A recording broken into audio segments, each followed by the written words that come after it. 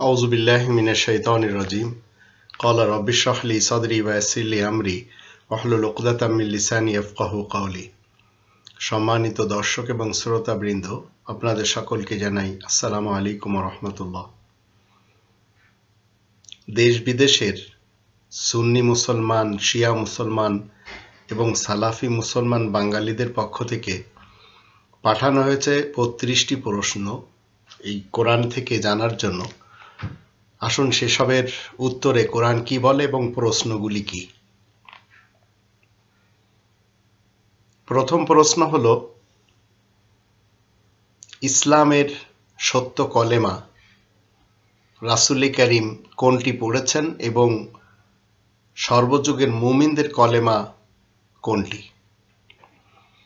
এই প্রশ্নের উত্তরে কোরআন ২ নম্বর সূরা আল বাকারার ২৮৫ নম্বর আয়াত থেকে বলে, আমানার রাসূলু বিমা উনজিলা ইলাইহি মির রাব্বিহি ওয়াল মুমিনুন কুল্লুন আমানা বিল্লাহি ওয়া মালাইকাতিহি ওয়া কুতুবিহি ওয়া রুসুলিহি লা নুফারিকু বাইনা আহাদিম মির রুসুলিহি ওয়া ক্বালু সামি'না ওয়া আতা'না গুফরানাকা রাব্বানা ওয়া ইলাইকাল মাসির। রাসূল ঈমান এনেছেন যা কিছু রাসূলের রবের পক্ষ থেকে রাসূলের কাছে নাজিল হয়েছে, আর মুমিনরাও ঈমান এনেছে। এরা সবাই ঈমান এনেছে আল্লাহ তাআলার প্রতি, মালাইকাদের প্রতি, তার কিতাবসমূহের প্রতি এবং তার রাসূলদের প্রতি। আর তার রাসূলদের মধ্যে কারোর সাথে পার্থক্য আমরা করি না। তারা বলে, আমরা শুনেছি এবং মেনেও নিয়েছি, আমরা ক্ষমা চাই আপনার কাছে হে আমাদের রব, কারণ আপনার কাছে তো ফেরত যেতে হবে। তো রাসূল যেভাবে ঈমান এনেছেন, মুমিনরাও সেভাবে ঈমান এনেছেন। তার প্রমাণ হলো এই আয়াত। এখন আপনি আমি যদি মুমিন মুসলিম হতে চাই, তাহলে এই কলেমা পাঠ করতে হবে। আর এই কলেমা ছাড়া যদি কেউ নিজেকে মুমিন মুসলিম হওয়ার দাবি রাখে, তাহলে কোরআনের দৃষ্টিতে ঠিক হবে না। আর কোরআনের ৩ নম্বর সূরা আল ইমরানের ৮৪ নম্বর আয়াতে আল্লাহ একই রূপে এই কলেমাকে ইন্ট্রোডিউস করিয়েছেন। আবার ২ নম্বর সূরা আল বাকারার ১২৬ নম্বর আয়াতেও তদ্রূপ বলেছেন। আর ২ নম্বর সূরা আল বাকারার ১২৭ নম্বর আয়াতে বলা হয়েছে, যারা এই পদ্ধতিতে ঈমান আনবে না, তারা নিজেরা জেদের উপরে রয়েছে, তাই তারা অন্তত মুমিন মুসলিম কেউ না। ২ নম্বর প্রশ্ন হলো, হাতিয়ার এবং অস্ত্র বানানোর প্রয়োজন কতটুকু? ইসলামের দৃষ্টিতে জানতে চাই। আমরা সবাই জানি ইসলাম কমপ্লিটলি রয়েছে এই কোরআনের মধ্যে। ইসলাম মানে শান্তি। ইসলাম শান্তির সিস্টেম। এই শান্তি প্রচারের জন্য কখনো বোমা বানাতে হয় না, বন্দুক বানাতে হয় না, সাজোয়া গাড়ি বানাতে হয় না, কোনো ধরনের অস্ত্র তৈরি করতে হয় না। পৃথিবীতে যারাই করে যাচ্ছে, এরা সবাই অশিক্ষিত মোড়ল। এরা শুধু মানুষকে মারতে চায়, আর এরা জানে না এই পৃথিবীতে আসার আসল উদ্দেশ্য কি। কোরআনের ৬৭ নম্বর সূরা আল মুলকের ২ নম্বর আয়াতে আল্লাহ বলেন, আল্লাযী খালাকাল মাউতা ওয়াল হায়াতা লিয়াবলুয়াকুম আইয়ুকুম আহসানু আমালা। যিনি হায়াত এবং মউত সৃষ্টি করেছেন, দেখতে চান কাজের দিক থেকে উত্তম কাজ তোমাদের মধ্যে কে করতে পারে। তো জীবন এবং মৃত্যু সৃষ্টি করা হয়েছে উত্তম কাজ কারা করবে তাদেরকে দেখার জন্য। তাহলে বোঝা গেল, উত্তম কাজের বিপরীত পৃথিবীতে এক শ্রেণীর লোক আছে, তারা পাপের কাজ করে। এশিয়া বলেন, আফ্রিকা বলেন, মধ্যপ্রাচ্য বলেন, আমেরিকা, অস্ট্রেলিয়া, কানাডা, এইসব দেশগুলির অশিক্ষিত মানুষগুলো এরা কি করছে, খামাখা জঙ্গিবাদী হয়ে জীবন কাটাচ্ছে। কেউ কেউ নিজেদেরকে বলছে তালেবান, কেউ কেউ বলছে হিজবুল্লাহ, কেউ কেউ বলছে হরকাতুল মুজাহিদিন, কেউ কেউ বলছে আমরা লাদেন গ্রুপের লোক। এইভাবে আরেক শ্রেণীর মোড়লেরা এসে এদের সিনাতে, এদের বুকে গুলি বিদ্ধ করে আনন্দ লাভ করছে। আবার একটি সময় দেখা গেল ২০২১ সালে সেই সুদূর আমেরিকা থেকে যারা এসেছিল, ব্রিটিশ থেকে এবং অন্যান্য দেশ থেকে আফগানিস্তানে মারার জন্য, এরা আবার চলে যেতেও বাধ্য হলো। তো 2 নম্বর সূরা আল বাকারার 205 এবং 206 আয়াত দুটি যখন আমরা দেখব, তো এখানে বিশেষভাবে আল্লাহ বলছেন, ওয়াইদা তাওয়াল্লা সাআ ফিল আরদ লিইফসিদা ফিহা ওয়া ইহলিকাল হারসা ওয়ান নাসল ওয়াল্লাহু লা ইউহিব্বুল ফাসাদ। ক্ষমতা লাভ করার পর এক শ্রেণীর লোক পৃথিবীতে কি করে? বংশ এবং ফসল নির্মূল করে। আল্লাহ ফাসাদ সৃষ্টিকারীদেরকে কখনো পছন্দ করেন না।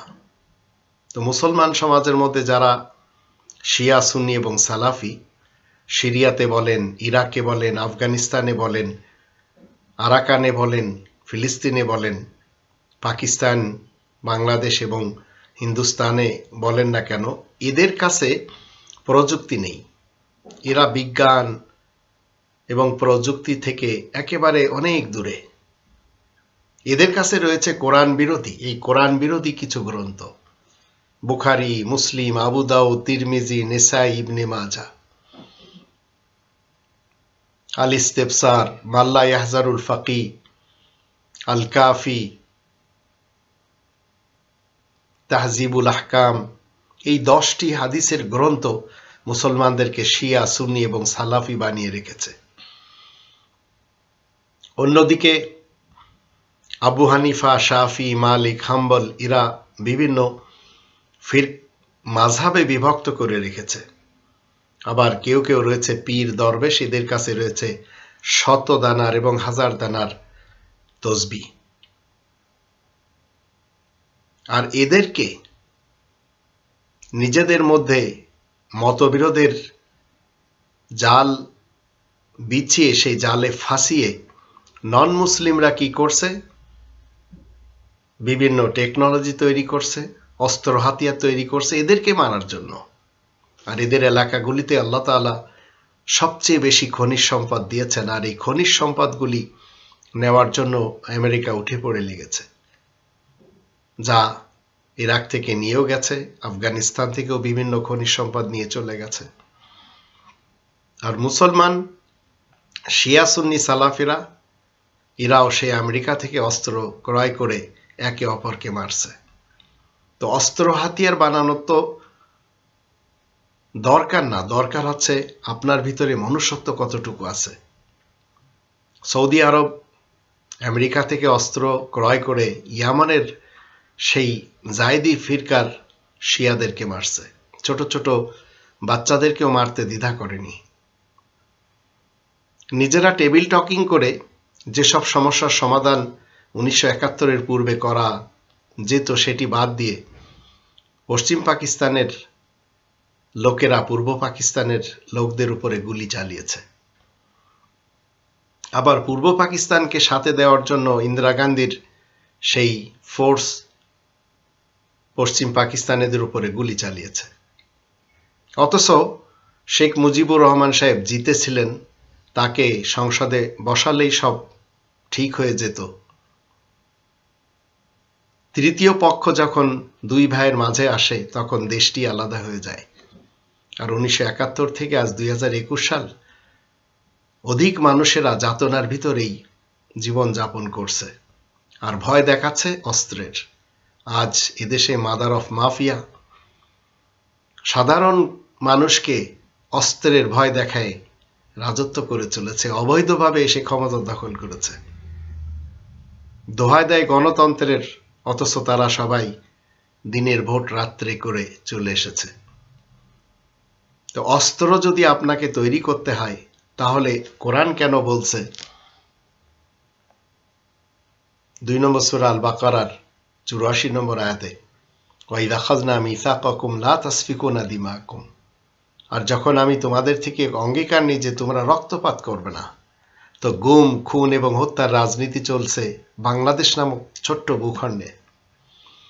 এইভাবে প্রত্যেকটি মুসলমানদের দেশগুলিতে আমরা বেশি দেখতে পাচ্ছি, কারণ এরা অস্ত্র হাতিয়ার নিজেরা বানাতে জানে না, কিন্তু ক্রয় করছে তাদের কাছ থেকে যারা এদের মাঝে দ্বন্দ্ব এবং বিভেদ নীতি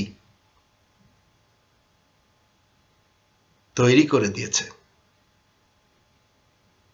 যে মুসলিমদেরকে আল্লাহ বলছেন যে তোমরা ইহুদি এবং খ্রিস্টানদেরকে বন্ধু হিসেবে গ্রহণ করো না, তো মুসলিমরা তো গ্রহণ করে না, কিন্তু মুসলমান শিয়া সুন্নি সালাফেরা এই কোরআনের 5 নম্বর সূরা আল মায়েদার 51 নম্বর আয়াত অমান্য করে তারাই ইহুদি খ্রিস্টানদের কালচারকে আপনাচ্ছে এবং দূরে সরে যাচ্ছে ইসলাম থেকে।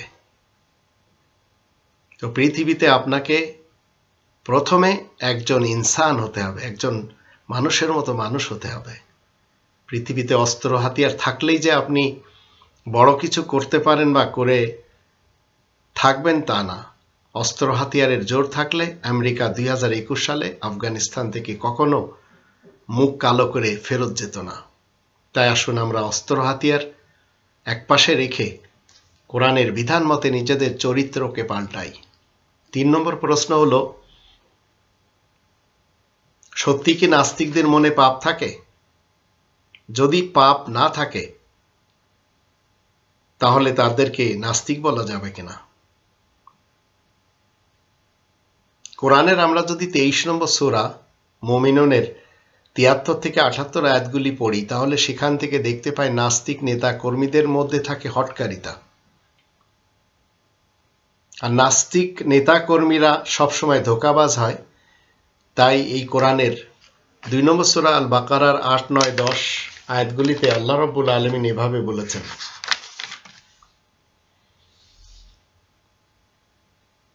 ওমিনান নাসি মান ইয়াকুলু আমান্না বিল্লাহি ওয়া বিল ইয়াউমিল আখির ওয়া মা হুম বিমুমিনিন ইউখাদিউনা আল্লাহা ওয়াল্লাযীনা আমানু ওয়া মা ইয়াখদাউনা ইল্লা আনফুসাহুম ওয়া মা ইয়াশউরুন ফি কুলুবিহিম মারাদুন ফাযাদাহুমুল্লাহু মারাদা ওয়া লাহুম আযাবুন আলীমুন বিমা কানু ইয়াকযিবুন। আর মানুষের মধ্যে কিছু সংখ্যক মানুষ এমনও রয়েছে যারা বলে আমরা আল্লাহ ও আখিরাতের প্রতি ঈমান এনেছি, অথচ তারা কিন্তু কোনো দিক থেকে ইসলামের বিষয়ে মুমিনদের সাথে দেয় না।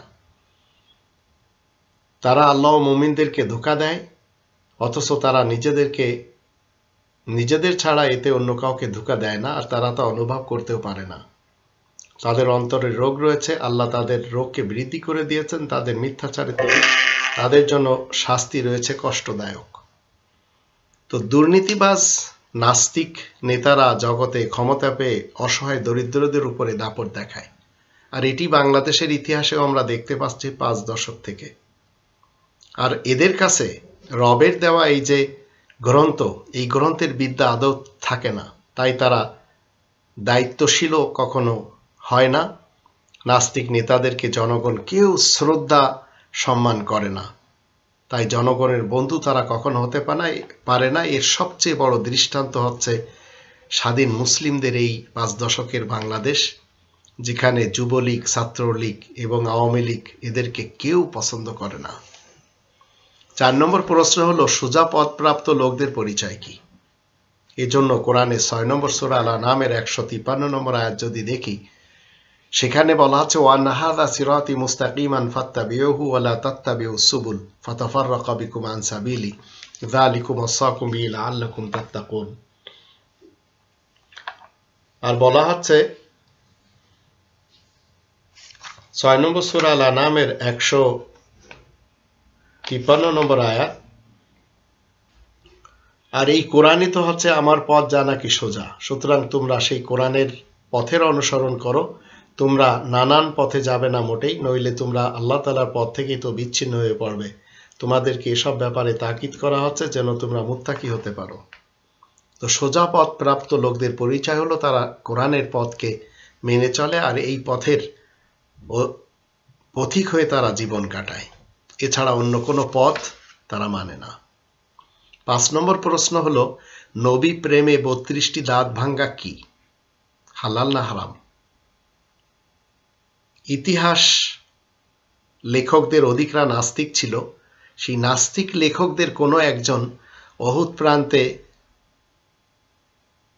মুহাম্মাদুর রাসূলুল্লাহর দাঁত শহীদ হয়েছে, এটি লিখে গেছে। তো নবী প্রেমে 32টি দাঁত ভেঙে ফেলেছে ওয়াইস কারনি, অথচ সাহাবাদের কেউ সেটি করেনি। তাহলে এটি যদি পরবর্তীতে কেউ নবী প্রেম মনে করে তার নিজের দাঁতগুলি ভেঙে দেয়, যেমনটি ইতিহাস থেকেই পাচ্ছি ওয়াইস কারনি করেছেন, তো এটি হচ্ছে কোরআন বিরোধী আমল। তো কোরআন বলবে ইতিহাস কতটুকু সত্য? কোরআনের 5 নম্বর সূরা আল মাইদার 45 নম্বর আয়াতে আল্লাহ বলে দিয়েছেন, ওয়াকাতাবনা আলাইহিম ফিহা আন্না নাফসা বিন নাফস ওয়াল আইনা বিল আইন ওয়াল উযুনা বিল উযুন ওয়াস সিন্না বিস সিন ওয়াল জুরুহা কিসাস ফামান তাসাদদাকা বিহি ফাহুয়া কাফারাতুল্লাহ ওয়া মান লাম ইয়াহকুম বিমা আনজালাল্লাহু ফাউলাইকা হুমুজ জালিমুন। মানুষের জন্য আমি আইনের নির্দেশ লিখে দিয়েছি, জানের বদলে জান, চোখের বদলে চোখ, নাকের বদলে নাক, কানের বদলে কান, দাঁতের বদলে দাঁত, আর সব রকমের জখমের বদলা ঠিক এই হিসেবে। কিন্তু যদি কেউ তা মাফ করে দেয় তবে সেটা তো তার জন্য কাফফারা হিসেবে গণ্য হবে। যে বিচারকেরা আল্লাহ তাআলা নাজির করা বিধান মোতাবেক ফয়সালা দেয় না, এমন দ্বারা লোকগুলি তো দুর্নীতিবাজ জালিম বিচারক। তো এই আয়াত থেকে আমরা জানলাম দাঁতের বদলে দাঁত। রাসূল কি কারোর দাঁত ভেঙেছেন? নিশ্চয় তার ইতিহাসে কেউ লেখেনি, কোনো নাস্তিক এই কথাটি লিখতেই পারেনি যে রাসূল কারো দাঁত ভেঙেছেন। কিন্তু নাস্তিক লেখকেরা লিখেছে রাসূলের দাঁত ভাঙা হয়েছে উহুদের প্রান্তরে। তো রাসূল যখন কারো দাঁত ভাঙেনি, তাহলে রাসূলের দাঁত কেন ভাঙা হবে? আর রাসূল করিম তো 2 নম্বর সূরা আল বাকারার 195 নম্বর আয়াতের দৃষ্টিতে কখনো নিজের হাতের দ্বারা নিজের ব্যক্তিত্বকে ধ্বংসের কূপে পতিত করেননি। তাহলে অন্যকে কেন আঘাত করবেন? ওয়ালা তুলকু বিআইদিকুম ইলা তাহলুকা। তো নবী প্রেমে 32টি দাঁত ভাঙ্গা, এটি অন্তত ইসলামের মুসলিমদের কাজ না। শিয়া সুন্নি সালাফি মুসলমানদের কেউ যদি মনে করে যে না, নবী প্রেম দেখাতে যে 32টি দাঁত ভাঙতে হবে, তাহলে তার ইচ্ছা।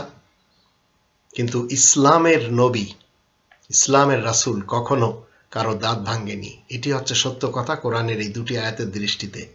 2 নম্বর সূরা আল বাকারার 195 নম্বর আয়াত, 5 নম্বর সূরা আল মাইদার 45 নম্বর আয়াত। 6 নম্বর প্রশ্ন হলো, জবের রুটি নাকি নবী খেতেন? তাহলে জবের রুটি খাওয়া এবং লাউ খাওয়া এটি কি মুসলিমদের জন্য অনুকরণীয়? এই কোরআনে 3 নম্বর সূরা আল ইমরানের 31-32 আয়াত যখন আমরা পড়ব, সেখানে বলা হচ্ছে, কুল ইন কুনতুম তুহিব্বুনাল্লাহ ফাত্তাবিউনি। তোমরা যদি আল্লাহ তাআলাকে ভালোবাসতে চাও তাহলে আমার অনুসরণ করো। তো কোরআন কোথাও বলে না যে নবীর অনুকরণ করতে হবে, কারণ নবী অনুসরণ করেছেন কোরআনের আয়াতের। তা আমাদের উচিত, নবী কোরআনের আয়াতের অনুসরণ করেছেন, তাই আমাদের কোরআনের আয়াতের অনুসরণ করতে হবে। 46 নম্বর সূরা আল আহকাফ এর 9 নম্বর আয়াত মতে রাসূল কি বলছেন? কুল মা কুনতু বিদাম মিনার রুসুল ওয়া মা আদরি মা ইউফআলু বি ওয়ালা বিকুম ইন আত্তাবিউ ইল্লা মা ইউহা ইলাইয়া ওয়া মা আনা ইল্লা নাযীরুম মুবিন। তুমি বলে দাও, আমি রাসূল হিসেবে নতুন কোনো রাসূল নই, আর আমি জানি না আমার সাথে কি ব্যবহার করা হবে, আর আমি এও জানি না তোমাদের সাথে কেমন ব্যবহার করা হবে। আমি তো শুধু সেই ওহীর অনুসরণ করে চলি যা আমার দিকে করা হয়, আর আমি স্পষ্ট সতর্ককারী বই তো নই। 6 নম্বর সূরা আল আনামের 19 নম্বর আয়াত মতে রাসূল কখনো মানুষের সমস্যার সমাধান এই কোরআন খুলে দিতেন যখন যখন কেউ তার কাছে জিজ্ঞেস করত। ওয়া ওহিয়া ইলাইয়া হাযাল কোরআন, এটি 6 নম্বর সূরা আল আনামের 19 নম্বর আয়াত মতে এই কোরআন আমার দিকে ওহী করা হয়। তো রাসূল জবের রুটি খেয়েছেন আর বাকি কোনো কিছু খাননি, সারা জীবন জবের রুটি আর লাউ খেয়েছেন, এমন ধরনের তথ্য আমরা মানতে পারবো না। কারণ 2 নম্বর সূরা আল বাকারার 172 নম্বর আয়াতে আল্লাহ বলে দিয়েছেন, ইয়া আইয়ুহাল্লাযীনা আমানু কুলু মিন তাইয়্যিবাতি মা রাযাকনাকুম। তোমরা যারা ঈমান এনেছো, শোনো, তোমরা খাবে ওই সব জিনিস রুজি হিসেবে আল্লাহ যা পবিত্র তোমাদেরকে দিয়েছেন। তাহলে আমরা ভাত, মাছ, ডাল, গোশত, ফল ফ্রুট এগুলি সব খেতে পারবো। মিষ্টান্ন দ্রব্যের মধ্যে বাগরখানি বলেন, রসগোল্লা বলেন, গজা বলেন, দানাদার বলেন, এগুলি সব খেতে পারবো। তো রাসূল শুধু জবের রুটি খেয়েছেন আর লাউ খেয়েছেন আর এরই অনুকরণ করতে হবে, এমন কথা এই কোরআনে আমাদেরকে দেয় না, কোরআন শিক্ষা দেয় না। 7 নম্বর প্রশ্ন হলো, কোন বক্তারা ইসলাম বিরোধী এবং ইসলামের বিরুদ্ধে চেতনা তৈরি করে? এর জন্য আমরা যদি কোরআনের 9 নম্বর সূরা আত-তাওবা এর 32 নম্বর আয়াত দেখি, সেখানে আল্লাহ রাব্বুল আলামিন বলছেন, রবের ইসলামী কিংডমে এমন কিছু বক্তা রয়েছে যারা কি করে, নিজেদের মুখের ভাষণের জোরে কোরআনের সত্য আলোকে নির্বাপিত করে আর নিজেদের ফলসফা মানুষের সামনে তুলে ধরে। তো আল্লাহ বলছেন, ইউরিদুনা ইউতফিউ নূরাল্লাহি বিআফওয়াহিহিম ওয়া ইয়াবাল্লাহু ইল্লা ইউতিমা নূরাহু ওয়ালাউ কারিহাল কাফিরুন। এসব নেতারা চায় নিজেদের বক্তৃতা জোরে আল্লাহ তাআলার কোরআনের আলো নিভিয়ে ফেলতে। ধর্মজীবী মৌলবী, বক্তা, পীর এবং পলিটিশিয়ান, কিন্তু আল্লাহ তার বিপরীত করেন যেন আল্লাহ তাআলার নূর পরিপূর্ণরূপে বিকাশ লাভ করে, যদিও তাতে আয়াত গোপনকারী কাফেররা নাখোশ হোক না কেন। তো আয়াত গোপনকারী কাফের তারা কি করে, এই কোরআনের কথা শোনে না, তারা চলে যায় এই সমস্ত বক্তাদের পিছনে। আর 20 নম্বর সূরা তহা এর 90 থেকে 96 আয়াতগুলি যখন আমরা পড়ব, তখন দেখতে পাই যারা আবল তাবল কিস্সাকারক, সামেরি, এমন যারা সুর দিয়ে কথা বলে, এদের অনুকরণ করে কিছু সংখ্যক লোক। তো দুষ্টু বক্তারা সবসময় কি করে, চমৎকৃত করে তোলে মাহফিলকে, আর কথায় কথায় তারা মানুষকে শিক্ষা দেয়, বলুন ঠিক কিনা, বলুন সুবহানাল্লাহ। তো এখন এই সমস্ত বক্তাদের বক্তৃতা যদি আপনি শোনেন, তাহলে এই কোরআনচ্যুত আপনাকে করে দেবে তারা। কারণ সালাফি বক্তারা তারা সালাফিয়াতকে প্রয়োগ দেয়, সুন্নি বক্তারা সুন্নিয়াতকে প্রয়োগ দেয়, শিয়া বক্তারা শিয়াতকে প্রয়োগ দেয়। এরা মূলত ইসলামের মুসলিম না বেধায় কোরআনের কথাগুলি মানুষের সামনে তুলে ধরে না, আর যদি কখনো কোরআনের কথা বলে তখন তারা কোরআনের সাথে মিথ্যাকে, বাতিলকে সংমিশ্রণ করে বলে, তাও জেনে শুনে। এটি আল্লাহ বলছেন 2 নম্বর সূরা আল বাকারার 42 নম্বর আয়াতে, ওয়ালা তালবিসুল হাক্কা বিল বাতিল ওয়া তাকতুমুল হাক্কা ওয়া আনতুম তা'লামুন। তোমরা সত্যকে মিথ্যার সাথে সংমিশ্রণ করো না, আর জেনে শুনে তোমরা সত্যকে গোপন করে যাচ্ছ।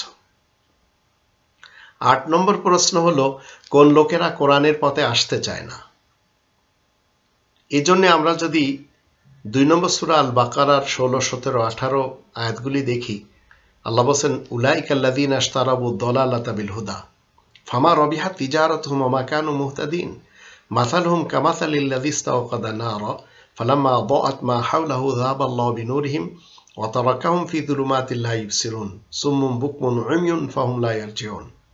তারা ওই সমস্ত লোক যারা হিদায়াতের পরিবর্তে গুমরাহি ক্রয় করে থাকে, তাই তো তারা এই ব্যবসায় লাভবান হতে পারে না, আর তারা হিদায়াতও লাভ করতে পারে না।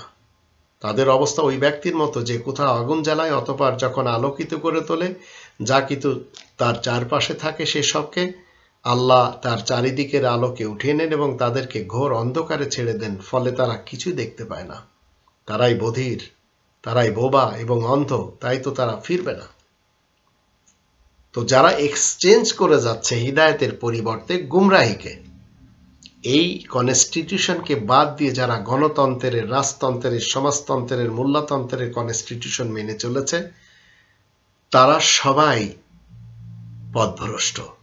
হিদায়াতের পরিবর্তে তারা গুমরাহি করে চলেছে, তাই তারা কোনোদিন কোরআনের পথে আসবে না। 9 নম্বর প্রশ্ন হলো, কোরআন তাহলে কি শুধু গরিবরাই শিখবে? কোরআনের 81 নম্বর সূরা আত-তাকবীর এর 27, 28, 29 আয়াতগুলি যখন আমরা দেখব, তখন সেখানে স্পষ্টভাবে বলা আছে, ইন হুয়া ইল্লা যিকরুল লিল আলামিন, জাহানবাসীদের জন্য এই গ্রন্থ হচ্ছে উপদেশের গ্রন্থ। আর 21 নম্বর সূরা আল আম্বিয়া 10 নম্বর আয়াতে আল্লাহ বলেন, লাকাদ আনজালনা ইলাইকুম কিতাবান ফিহি যিকরুকুম আফালা তাআকিলুন। অবশ্যই আমি তোমাদের সকলের কাছে, সকলের দিকে একটি লিখিত কনস্টিটিউশন নাজিল করেছি, যার ভিতরে তোমাদেরই উপদেশ উল্লেখ রয়েছে। তোমরা কি বুদ্ধি বিবেচনা কাজে লাগাবে না? তো রবের ইসলামী কিংডমে যত নেতা, নেত্রী এবং কর্মী রয়েছে, যত ডাক্তার, পাইলট, ক্যাপ্টেন, অফিসার, সাহিত্যিক, নাট্যকার, এদের অধিকরা কোরআন শিখতে চায় না। উকিল, জজ, চালক, মন্ত্রী, এমপি, চেয়ারম্যান, মেম্বার এরা অধিকরা কোরআন শিখতে চায় না।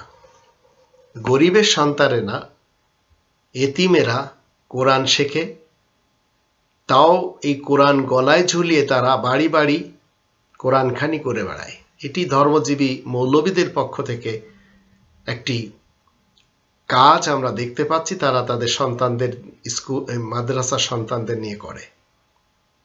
তো কোরআন আজ কি হয়ে গেছে? পেট পূজার জন্য, মুর্দাদের বকশিসের জন্য, আদালতে ফয়সালা দেওয়ার পরিবর্তে শপথের জন্য ব্যবহার করা হচ্ছে। মূলত কোরআন ধনী গরিব সকলের জন্য এসেছে। যার ইচ্ছা সে শিখবে, যার ইচ্ছা সে না শিখবে, কারণ সবাইকে আল্লাহ তাআলা পূর্ণ স্বাধীনতা দিয়েছেন।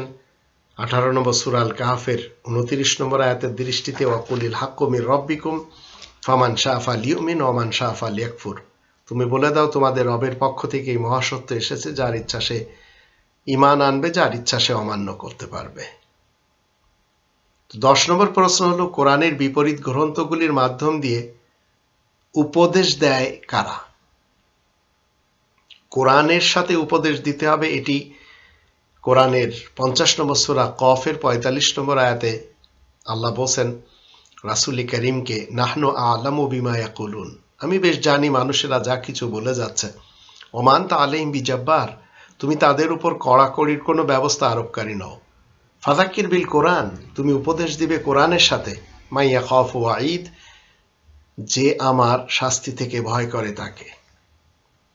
কোরআনের বিপরীত গ্রন্থগুলির মাধ্যম দিয়ে উপদেশ দেয় নাস্তিক, উলামায়ে সু, উলামায়ে আজাজিল এবং উলামায়ে ইবলিস এবং শয়তান, যারা তারা মাঠ গরম করে সুর দিয়ে। অথচ কোরআন 28 নম্বর সূরা আল কসাসের 85 নম্বর আয়াতের শুরুতে বলছে, ইন্নাল্লাযী ফারাদা আলাইকাল কোরআন, নিশ্চয় সেই সত্তা তোমার উপরে কোরআনকে ফরজ করেছেন। এই কোরআনে 6348টি সহি আহসানুল হাদিস রয়েছে।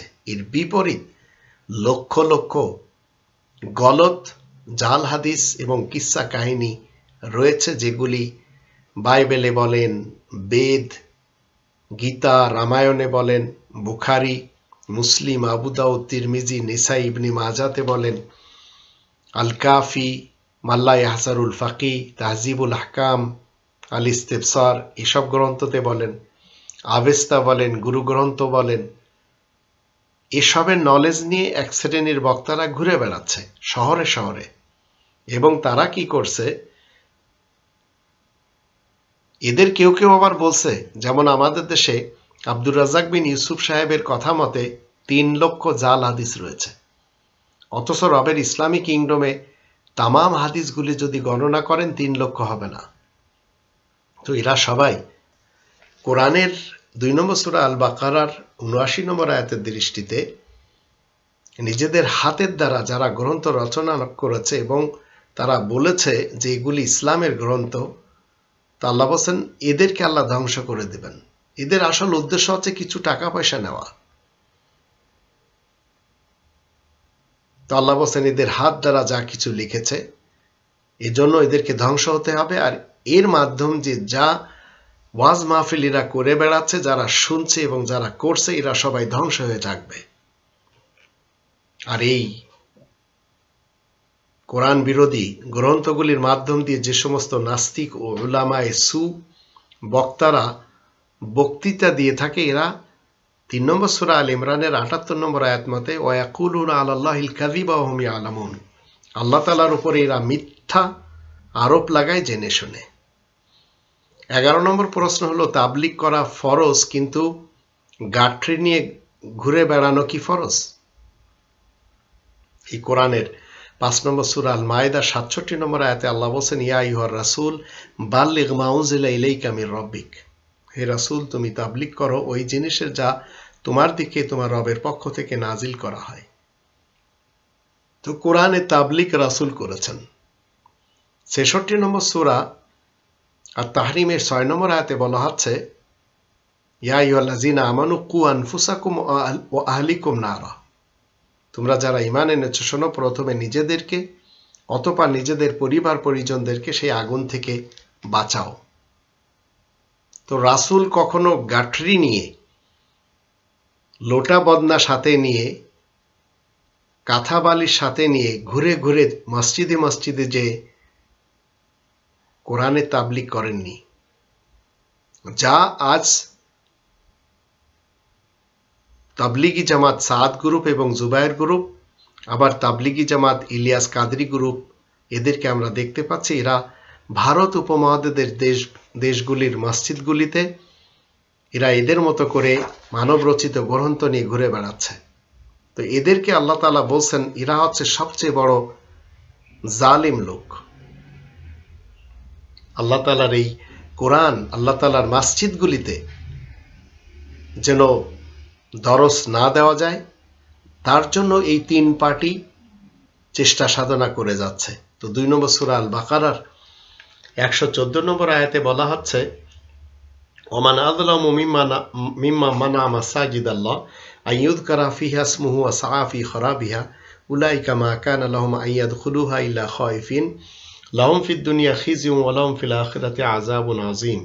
তার চেয়ে বড় জালিম আর কেই বা হতে পারে যে আল্লাহ তাআলার মসজিদ সমূহে আল্লাহ তাআলার নাম উচ্চারণে বাধা দেয় আর সেগুলোর বিনাশ সাধনের জন্য চেষ্টা করে। এসব লোকের সেখানে প্রবেশের অধিকার নেই, তবে তাদের ভয় পাওয়ার কথা আলাদা। এই দুনিয়ার বুকে তাদের জন্য চরম অপমান রয়েছে আর আখিরাতেও কঠোর শাস্তি রয়েছে। 12 নম্বর প্রশ্ন হলো, মুসলিমরা কিভাবে নিজেদের পরিচয় দেয়? এই ব্যাপারটি নিয়ে যদি আমরা কোরআনের কিছু আয়াত নিয়ে গবেষণা করি তাহলে দেখতে পাই মুসলিমরা 3 ভাবে নিজেদের পরিচয় দেয়। প্রথম হচ্ছে 96 নম্বর সূরা আল আলাকের প্রথম 5টি আয়াত পড়লে জানতে পারবো, ইকরা বিসমি রব্বিকাল্লাযী খালাক, তুমি পড়ো তোমার রবের নাম নিয়ে যিনি সৃষ্টি করেছেন। 2 নম্বর সূরা আল বাকারার 150 নম্বর আয়াত থেকে জানতে পারবো ভয় করতে হবে আল্লাহ তাআলার শাস্তি থেকে। আর 50 নম্বর সূরা কফের 45 নম্বর আয়াত থেকে জানতে পারবো কোরআনের সাথে উপদেশ দিতে হবে। তো মুসলিম যারা রয়েছে, রবের ইসলামী রাজ্যের মুসলিমরা জ্ঞানের পরিচয় দেয় কথায়, আর যোগ্যতার পরিচয় দেয় কর্মে, আর ব্যবহারে পরিচয় দেয় বংশের। তো এদের ব্যবহার, এদের কথা এবং এদের জ্ঞান সব কোরআন থেকে হয়। তাই এরা রবকে সবসময় সমীহ করে চলে, রবের শাস্তিকে ভয় করে চলে, আর কোরআনের সাথে ফাযাক্কির বিল কোরআন মতে মানুষকে উপদেশ দেয়। 13 নম্বর প্রশ্ন হলো, সন্দেহমুক্ত কিতাব এর মোকাবেলায় সন্দেহযুক্ত কিতাবগুলি কি কি, যে ব্যাপারে আমাদের জানা উচিত। এই জন্য এই কোরআনের 2 নম্বর সূরা আল বাকারার 2 নম্বর আয়াত যদি আমরা পড়ি, যালিকাল কিতাবু লা রাইবা ফীহি হুদাল লিল মুত্তাকিন, ওই আল কিতাবের মধ্যে কোনো সন্দেহ নেই, পবিত্র জীবন ধারণকারীদের জন্য রাস্তা দেখায়। আর 2 নম্বর সূরা আল বাকারার 185 নম্বর আয়াতে বলা হচ্ছে, এই কোরআন হচ্ছে শাহরুর রমাদান আল্লাযী উনজিলা ফীহিল কোরআন হুদাল লিন-নাস, এই কোরআন প্রত্যেকটি মানুষকে গাইড করে।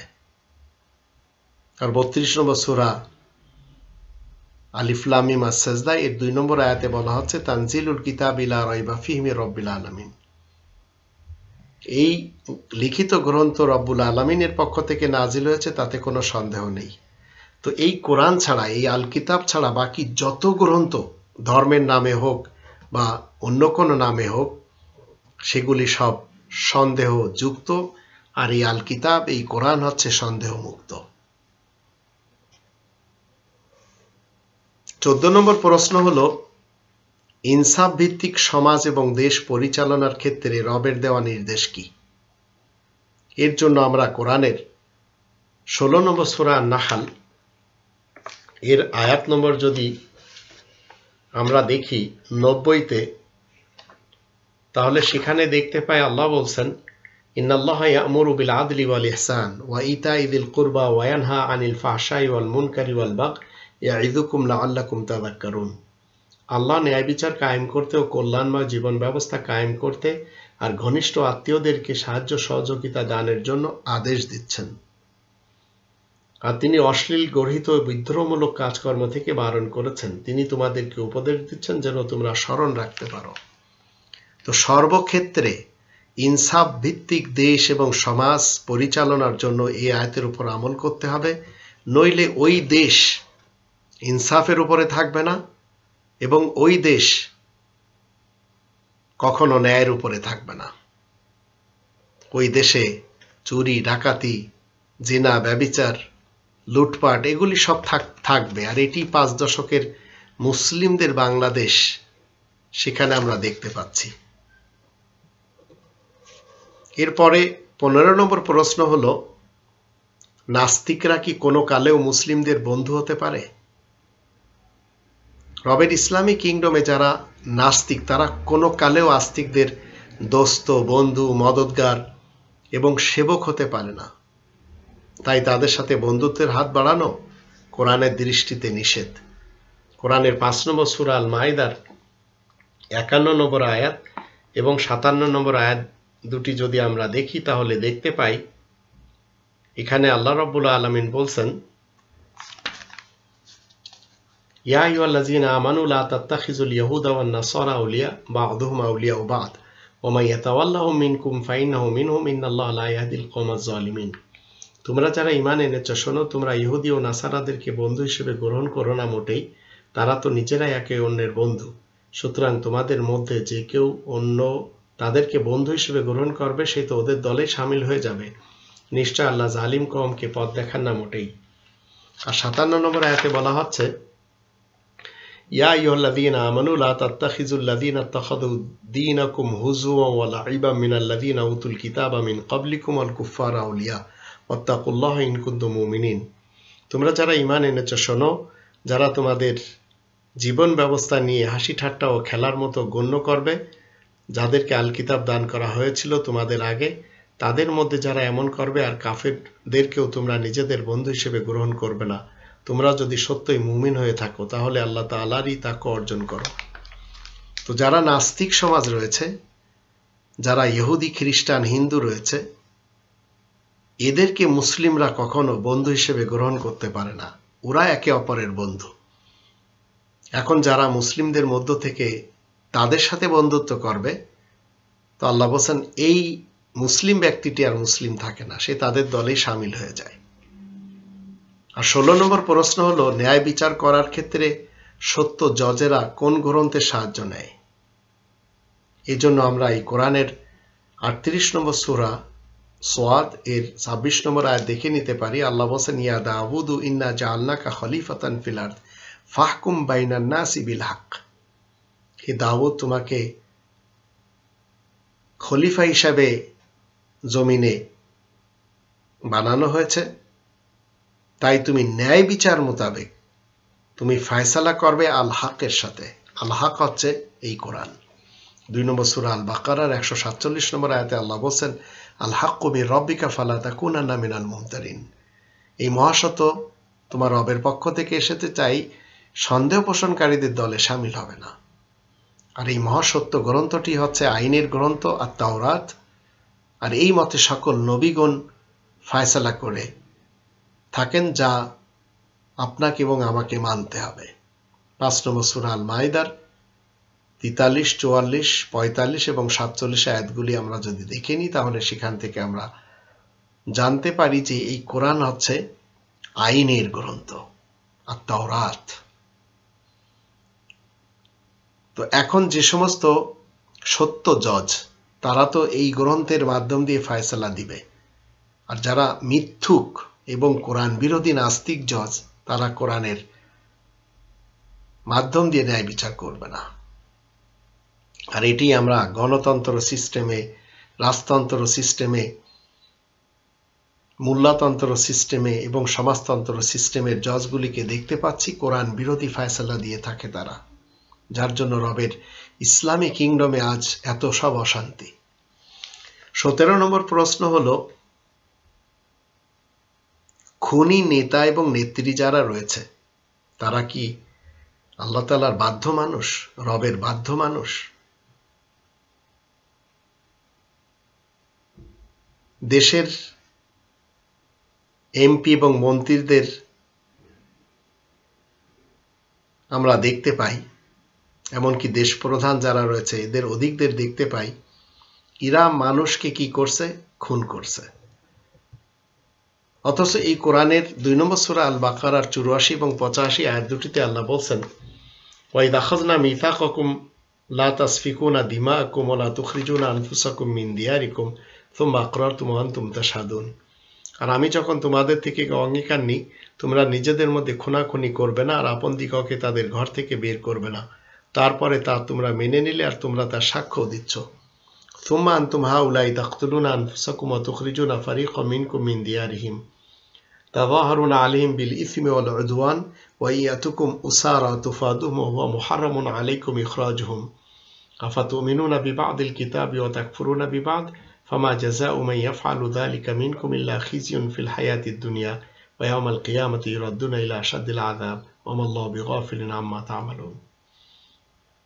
তারপর তোমরাই তো নিজেদের মধ্যে খুনাখুনি করে যাচ্ছ আর তোমরা তোমাদের মধ্য থেকে একদলকে বের করে দিচ্ছ তাদের ঘর থেকে। তোমরা তাদের উপর গুনাহের সাথে জুলুম প্রকাশ করে যাচ্ছ, আর যদি তোমাদের কাছে তারা কয়েদি হয়ে আসে তাহলে তোমরা ফিদিয়া নিয়ে থাকো, আর তা হারাম করা হয়েছে তোমাদের প্রতি তাদেরকে বের করে দেওয়া। তোমরা কি আল কিতাবের কিছু অংশের সাথে ঈমান আনছো আর কিছু অংশের সাথে অবিশ্বাস করে যাচ্ছ? তাহলে তোমাদের মধ্য থেকে যারা এমন করবে তাদের প্রতিফল এছাড়া আর কি বা হতে পারে? দুনিয়ার জীবনে রয়েছে অপমান, আর কিয়ামতের দিন তাদেরকে ফেরানো হবে কঠিন আযাবের দিকে, আর আল্লাহ বেখবর নন যা কিছু তোমরা করে যাচ্ছ। তো আমাদের দেশে আমরা দেখতে পেয়েছি কখনো গ্রেনেড হামলার ঘটনা, 63টি জেলাতে বোমা বিস্ফোরণের ঘটনা, 7 খুনের ঘটনা, পিলখানার ঘটনা, শাপলা চত্বরের ঘটনা, আরো কত ঘটনা আমাদের দেশে ঘটানো হয়েছে। এই 7 খুনের ইতিহাসটা কখনো আমরা দেখেছি হাত মুখ বেঁধে, কখনো ইঞ্জেকশন পুশ করে, কখনো মুখে পলিথিন পেঁচায়ে, আবার কখনো রশির বস্তা বেঁধে, আবার পেট ফুটা করে মানুষ মারা হয়েছে, ড্রেনের ভিতর দেওয়া হয়েছে, পুড়িয়ে মারা হয়েছে, জ্বালিয়ে মারা হয়েছে। এত সব ভয়ানকভাবে আমাদের দেশের এরশাদ শিকদারও করেনি। তবে তার যদি ফাঁসি হয় তাহলে এই যে আসামিগুলি যারা রয়েছে, এখনো জীবিত রয়েছে 2021 সালে, এদের নেতৃত্ব যিনি দিচ্ছেন তাকে মাদার অফ মাফিয়া উপাধি দেওয়া হয়েছে। তো এরশাদ শিকদারকে ফাঁসি দেওয়া হয়েছে। তো যারা চোরা গুপ্তা হামলাকারী এবং যারা মানুষকে গুম খুন হত্যার রাজনীতির মাধ্যম দিয়ে দুনিয়া থেকে বিদায় দিয়ে দিয়েছে, তাদের কি শাস্তি হওয়া উচিত? আল্লাহ তো নিষেধ করেছেন খুন করা যাবে না। তো যারা দেশে কালা কানুন মানবে, আল্লাহ তাআলার দেয়া সংবিধান তো মানেই না, নিজেদের দেশের গণতন্ত্রের সংবিধানও তারা মানে না। তো যারা এমন ধরনের কাজ করতে পারে, আজ 2021 সাল, মাদার অফ মাফিয়া বিগত একটি যুগ থেকে তাই করে আসছে, কিছু সংখ্যক লোকদেরকে সাথে নিয়ে। এদের মধ্যে মানবতা বলতে নেই, এরা মানে না এই কোরআন। তো এদের ফয়সালা পরকালে হবে। 18 নম্বর প্রশ্ন হলো, দেশের এমপি এবং মন্ত্রী যারা রয়েছে এদের সম্পদেও কি জনগণের অধিকার রয়েছে? এই ব্যাপারটি নিয়ে আমরা কোরআনের 51 নম্বর সূরা আয-যারিয়াতের 19 নম্বর আয়াত যদি দেখি, আল্লাহ বলেন ওয়াফি আমওয়ালিহিম হাক্কুল লিসাইলি ওয়াল মাহরুম। ধনবান যারা রয়েছে, ধনীদের মাল দৌলতে বঞ্চিতদের অধিকার রয়েছে। তো আমাদের দেশের অবস্থা, এক শ্রেণীর লোক তারা এত বেশি বড় লোক হয়েছে 1971 থেকে 2021 সালের মাঝে, আর এক শ্রেণীর লোক না খেয়ে মরছে। তো কোরআনের ফয়সালা তো এটি না। ধনীদের দৌলতে গরিবদের এবং বঞ্চিতদের অধিকার রয়েছে। এই বন্টন যদি ঠিক করা হয় তাহলে দেশে কেউ গরিব থাকে না। আর এই কোরআনের ৮ নম্বর সূরা আল আনফালের প্রথম আয়াতে আল্লাহ বলছেন, খনিজ সম্পদগুলি ও আসলিহু যাতা বাইনিকুম, নিজেদের মধ্যেকার যোগ সম্পর্কের উন্নতির জন্য খরচ করতে হবে, আল্লাহ এবং আল্লাহ রসুলের কাজের জন্য খরচ করতে হবে। এই খনিজ সম্পদের ব্যাপারে জিজ্ঞেস করলে ইয়াসআলুনাকা আনিল আনফাল কুলিল আনফালু লিল্লাহি ওয়া রাসূল ফাত্তাকুল্লাহ ওয়া আসলিহু যাতা বাইনিকুম। তো খনিজ সম্পদের অর্থ দিয়ে যদি গরিবদের দাঁড় করানো যায় সেটি হচ্ছে আসল কাজ। তাই পৃথিবীতে যেসব দেশগুলিতে গরিবত্ব দেখতে পাচ্ছি আমরা, আফ্রিকার দেশগুলি, পাকিস্তানের সিন্ধু প্রদেশ বলেন, বলুচিস্তান প্রদেশ বলেন, আবার আফগানিস্তান বলেন, এসব দেশে খুব বেশি খনিজ সম্পদ রয়েছে, আরব দেশগুলিতেও রয়েছে, কিন্তু সেগুলি উত্তোলনও করা হয় না। আর এদের উপরে আমেরিকা এবং তার দোসররা এমনভাবে চেপে বসেছে যে এই দেশগুলি সবচেয়ে বেশি গরিব, আর এরা নেতৃত্ব দিয়ে বড়াই দেখায় নিজেদের মোড়লগিরি তারা দেখিয়ে যাচ্ছে। আল্লাহ কখনো চান না পৃথিবীতে কেউ গরিব থাকুক, যার জন্য এত সব খনিজ সম্পদ আমাদের দেশেও রয়েছে। ১৯ নম্বর প্রশ্ন হলো,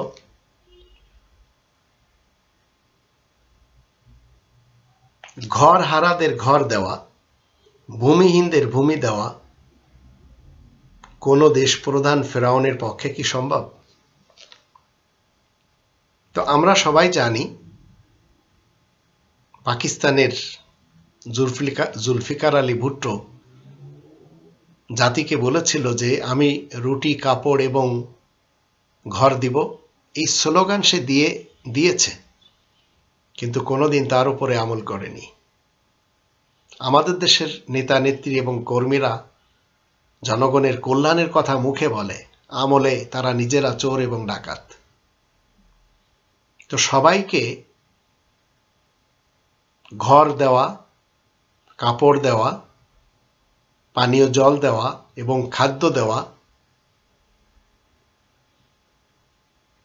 সরকারের দায়িত্ব, যেটি আমরা এই কোরআনের ২০ নম্বর সূরা তহা এর ১১৮ এবং ১১৯ আয়াত দুটি থেকে আমরা জানতে পারবো। এখানে আল্লাহ রাব্বুল আলামিন বলছেন,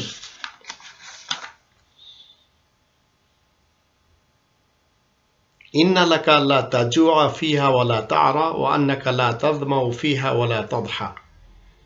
তোমাদের জন্য তো এই ব্যবস্থা যাতে তোমরা ক্ষুধার্ত হবে না আর বস্ত্রহীনও হবে না, আর তুমি পিপাসার্ত হবে না, রোদেও পড়বে না। তো এই চারটি জিনিস একটি সরকার দিবে, যা আজ পৃথিবীর অনেক দেশ দিয়েছে। কিন্তু মুসলমান দেশগুলিতে যদি আমরা দেখি, যারা নিজেদেরকে বলে শিয়া মুসলমান, সুন্নি মুসলমান, সালাফি মুসলমান, এরা অন্তত মুখে বলে, কিন্তু কোরআনের মানার দাবি এদের রয়েছে, কিন্তু আমলে তারা করে না। তাই ৬১ নম্বর সূরা আস-সফ এর প্রথম ৩টি আয়াত যদি পড়ি তাহলে দেখতে পাই আল্লাহ বলছেন, ইয়া আইয়ুহাল্লাযীনা আমানু লিমা তাকুলুনা মা লা তাফআলুন কাবুরা মাকতান ইনদাল্লাহি আন তাকুলু মা লা তাফআলুন। তোমরা যারা ঈমান এনেছো শোনো, তোমরা কেন বলছো এমন কথা যা তোমরা নিজেরা করো না? আল্লাহ তাআলার দৃষ্টিতে এটি ভয়ানক ব্যাপার যে তোমরা এমন কথা বলবে যা তোমরা আমলে আনবে না। তো এটি নিষেধ। একজন দেশ প্রধান যদি মুসলিম হয় তাহলে তার অধীনে যারা থাকবে তাদের সকলকে এই চারটি জিনিস দিবে। সেই অধীনে থাকা মানুষটি আস্তিক হোক অথবা নাস্তিক। ২০ নম্বর প্রশ্ন হলো, হীরা গুহা এবং মদিনার মসজিদে আকসা থেকে কি শিক্ষা নেওয়া আমাদের উচিত? হীরা গুহা এবং মদিনার মসজিদে আকসা এই দুটি জায়গা থেকে অনেক শিক্ষা নেওয়া যেতে পারে। হীরা গুহার ব্যাপারে যে ইতিহাস লেখা হয়েছে, যে কোরআনের প্রথম ৫টি আয়াত সেখানে নাজিল করা হয়েছে, তো হীরা গুহা থেকে সঠিক যে প্রমাণ সর্বদা মানুষ পাবে সেটি হলো এই গুহা তাদের ইতিহাসের দৃষ্টিতে প্রমাণ করে মানুষ যেন অশিক্ষিত না থাকে। মূলত কোরআন বলছে ইকরা বিসমি রাব্বিকাল্লাযী খালাক। ৯৬ নম্বর সূরা আল আলাকের প্রথম ৫টি আয়াত পড়লে আমরা জানতে পারি প্রথম আয়াতে বলা হচ্ছে তুমি পড়ো তোমার রবের নাম নিয়ে। তো ইসলাম আমাদেরকে শিক্ষা দেয় শিক্ষিত হতে হবে। আর জাতিকে অশিক্ষিত রাখার জন্য ৩ শ্রেণীর লোকেরা সবচেয়ে বেশি কাজ করে চলেছে। শিয়া মুসলমানদের ধর্মগুরু, সালাফি মুসলমানদের ধর্মগুরু এবং সুন্নি মুসলমানদের ধর্মগুরু। এরা বিভিন্নভাবে বক্তৃতা দিয়ে মানুষকে তাদেরটা শোনার জন্য উৎসাহ দিচ্ছে, কিন্তু কোরআন পড়ার ব্যাপারে তারা উৎসাহ দেয় না। আর মদিনার মসজিদে নববীর ব্যাপারে যদি আমরা এই কোরআনের ১৭ নম্বর সূরা বানী ইসরাঈলের প্রথম আয়াত দেখি, সেখান থেকে দেখতে পাই সুবহানাল্লাযী আসরা বিআবদিহি লাইলাম মিনাল মাসজিদিল হারাম ইলাল মাসজিদিল আকসা আল্লাযী বারাকনা হাওলাহু লিনুরিয়াহু মিন আয়াতিনা ইন্নাহু ওয়াস-সামিউল বাসীর। মসজিদুল হারাম থেকে একজন বিশেষ বান্দাকে আল্লাহ কি করলেন? মসজিদে আকসাতে নিয়ে গেলেন। দূরের একটি মসজিদ, যেটিকে আমরা মদিনার মসজিদ বলি। তার চারিপাশে আল্লাহ বরকত রেখে দিয়েছেন যেন সেই নিদর্শনগুলি দেখাতে পারেন। কিন্তু মানুষ আজ মসজিদে আকসা ভাবছে এমন একটি মসজিদকে যেটিকে কোরআনের ৯ নম্বর সূরা তাওবা এর ১০৭ নম্বর আয়াতের দৃষ্টিতে জিরার মসজিদ বলা হয়। ওয়াল্লাযীনা ইত্তাখাযু মাসজিদান দিরারান ওয়া কুফরান ওয়া তাফরীকান বাইনাল মুমিনিন ওয়া ইরসাদান লিমান হারাবাল্লাহ ওয়া রাসূলাহু মিন ক্বাবলু। জেরুজালেমের মসজিদকে কোরআন মসজিদে জিরার নাম দেয়। সেখানে সবসময় আল্লাহ এবং আল্লাহ রাসূলের বিরুদ্ধে যারা যুদ্ধ করে তাদেরকে এরা সাপোর্ট করে। মুমিনদের মাঝে এরা বিভেদ সৃষ্টি করে, এর জন্য তারা তৎপর। কিন্তু মসজিদে আকসার বৈশিষ্ট্য হচ্ছে যেটি মদিনাতে রয়েছে মসজিদে নববী, তার চারিপাশে বরকত রয়েছে। এটি এই কোরআনের দৃষ্টিতে আমরা জানতে পারি। ২১ নম্বর প্রশ্ন হলো মুসলিম এবং খুনি দুটো আলাদা আলাদা ডিগ্রি কেমনে? মুসলিম এবং খুনি এ দুটি নাম, একটি নাম আল্লাহ দিয়েছেন ২২ নম্বর সূরা আল হজ এর ৭৮ নম্বর আয়াত মতে হুয়া সাম্মাকুমুল মুসলিমিন, সেই সত্তা তোমাদের নাম মুসলিমিন রেখেছেন। আরেকটি খুনি ডিগ্রিটা ইবলিস এবং শয়তান দিয়েছে। ২ নম্বর সূরা আল বাকারার ৮৪ নম্বর আয়াতে আল্লাহ নিষেধ করেছেন রক্তপাত ঘটানো যাবে না। ওয়াইদ আখাযনা মিসাকাকুম লা তাসফিকুনা দিমাকুম,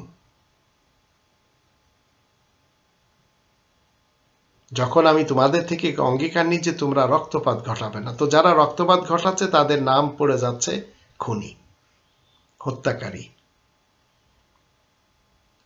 তো মুসলিম নামটি আল্লাহ তাআলার দেওয়া, খুনি ডিগ্রিটা শয়তান এবং ইবলিসের। মুসলিমরা পৃথিবীতে রক্তপাত করে না। মুসলিমরা মৃত্যুকাল পর্যন্ত মুসলিম হয়ে চলে। ওয়ালা তামুতুন্না ইল্লা ওয়া আনতুম মুসলিমুন, ৩ নম্বর সূরা আল ইমরানের ১০২ নম্বর আয়াত মতে তোমরা মুসলিমুন ছাড়া অন্য কোনো নামে মরবে না। তো মুসলিম তাকেই বলা হয় যে শান্তিতে থাকে এবং অপরকে শান্তি প্রদান করে। তো আজকের পৃথিবী আমরা দেখতে পাচ্ছি রবের ইসলামী কিংডমে লক্ষ লক্ষ লোক স্বার্থপর, অনৈতিক এবং দৌরাত্ম্যমূলক চারিত্রিক বৈশিষ্ট্যগুলো থেকে নিজেদেরকে মুক্ত করতে পারেনি। আর এক শ্রেণীর লোক মুক্ত করতে পেরেছে। যারা মুক্ত করতে পেরেছে তারা মুসলিম, শান্তিপ্রিয়। তাই জগতে মুসলিম হয়ে ভ্রাতৃত্ববোধ তারা কায়েম করেছে। যারা সেই জাতিগত, উপজাতিগত, জাতীয়তাবাদী, রাজনৈতিক ও অর্থনৈতিক বিভেদগুলোকে কাটিয়ে আগে বেড়ে চলেছে, সেগুলো পারেনি কখনো পৃথিবীতে রক্তপাত ঘটাতে। তো ইতিহাস জুড়ে ঘৃণা বলেন, দৌরাত্ম্য এবং রক্তপাত যারা ঘটায় থাকে তারা কখনো মুসলিম হতে পারে না। কারণ মুসলিমরা নিজেরা শান্তিতে থেকে অন্যদেরকে শান্তি প্রদান করে। পক্ষান্তরে যারা অশান্তিতে থেকে অন্যদেরকে অশান্তি দেয়, এরাই হচ্ছে শয়তান এবং ইবলিস মানুষ। 22 নম্বর প্রশ্ন হলো, কোরআন বিরোধী তামাম ফয়সালা কি তাগুতের ফয়সালা? কোরআন বিরোধী যত ফয়সালা রয়েছে সেই ফয়সালাগুলিকে কোরআন কি নাম দিয়েছে? 3 নম্বর সূরা আল ইমরানের 19 নম্বর আয়াতে আল্লাহ বলেন, ইন্না দীনা ইনদাল্লাহিল ইসলাম। আল্লাহ তাআলার নিকট শান্তির বিধিবিধানগুলি গ্রহণযোগ্য, যা এই কোরআনে রয়েছে। 5 নম্বর সূরা আল মাইদার 43, 44, 45 এবং 47 আয়াতগুলি থেকে আমরা জানতে পারি সকল নবীগণ এই তাওরাতের ফয়সালা প্রয়োগ করে গেছেন।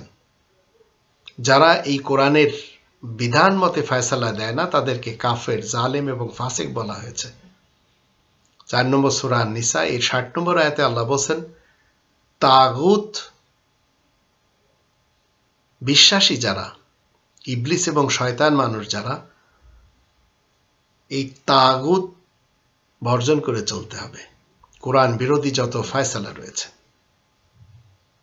রবের ইসলামী কিংডমে যত সেন্ট রয়েছে, পীর রয়েছে, ঠাকুর রয়েছে, ফকির বাবা রয়েছে, ধর্মগুরু রয়েছে,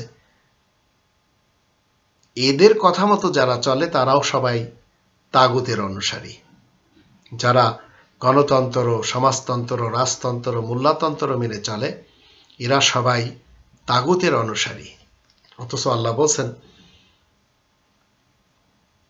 ইউরিদুনা ইয়াতাহাকামু ইলা তাগুত ওয়া ক্বাদ উমিরু আন ইয়াকফুরু বিহি। মানুষেরা তাগুতের ফয়সালার দিকে যাচ্ছে নিজেদের যাবতীয় ফয়সালার জন্য। আল্লাহ বলেন কোরআনের মাধ্যম দিয়ে সেগুলি অমান্য করতে হবে।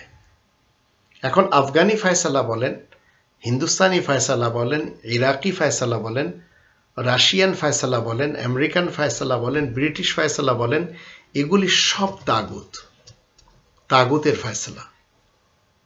তাই 16 নম্বর সূরা নাহলের 36 নম্বর আয়াতে আল্লাহ বলে দিয়েছেন, ওয়ালাকাদ বাআসনা ফি কুল্লি উম্মাতির রাসূলান আন ইবুদুল্লাহা ওয়াজতানিবুত তাগুত। প্রত্যেকটি উম্মতে আল্লাহ রাসূল পাঠান এবং প্রত্যেকটি রাসূল এসে একটি কথা বলে, তাগুতকে বর্জন করতে হবে। তো কোরআন বিরোধী যত ফয়সালা রয়েছে সেই ফয়সালাগুলিকে তাগুতের ফয়সালা বলে। 23 নম্বর প্রশ্ন হলো, ক্রেজি মানুষ কারা?